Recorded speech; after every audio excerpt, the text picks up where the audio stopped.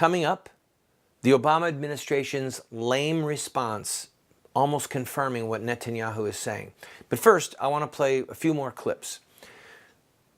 I'm leaving in a lot of the applause because I want you to see Democrats are standing. President Obama has a political problem on his hand. Charles Schumer, the senator from New York, gets it wrong on almost everything. This is a man who is an enemy of righteousness. But Schumer agrees with Netanyahu on most or all of what he's saying. And when some of those Senate Democrats that are pro-Israel and know that this deal is a danger to Israel and to all of humanity, when they start getting on board, Obama's got big problems. So I'm going to leave the clapping in a little bit so you can see the Democrats standing. Let's play the first one. We've been told that no deal is better than a bad deal. Well, this is a bad deal. It's a very bad deal. We're better off without it.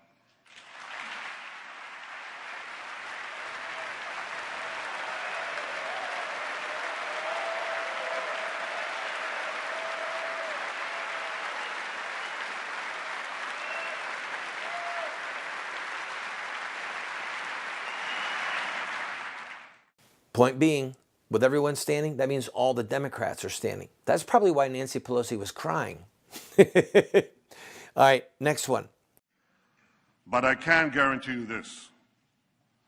The days when the Jewish people remain passive in the face of genocidal enemies, those days are over.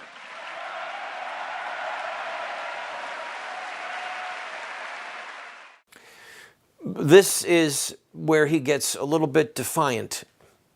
This is where he starts to ramp it up. This section really would be, in some aspects, for the Jewish people here in America and clearly for the Jewish people back in Israel. Next clip, please. We are no longer scattered among the nations, powerless to defend ourselves. We've restored our sovereignty in our ancient home, and the soldiers who defend our home have boundless courage. For the first time in 100 generations, we, the Jewish people, can defend ourselves.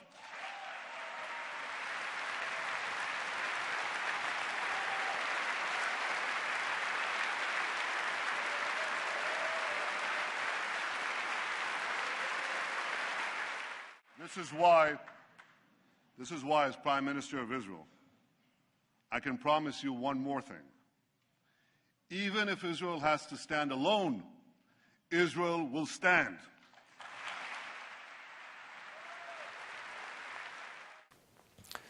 All right, I put two clips together there. This was Netanyahu saying, remember what Menachem Begin did? He took out the nuclear facility in Iraq. He didn't wait for America. The American government was against what the Jews did. But because of what Israel did, America did not have to face a nuclear-armed Saddam Hussein in Iraq I or Iraq II. The Jews were right with their preemptive strike. And I think that Netanyahu is saying, look, we can defend ourselves, and if we have to stand alone without America, we will. I mean, when he went on to say, no, but we know that America's with us, but if they're not, we will act because we will not be annihilated. All right, I'm going to take a quick break.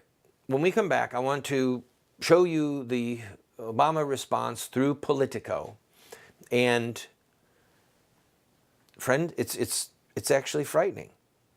What does Prime Minister Netanyahu know that President Obama doesn't know? Maybe nothing.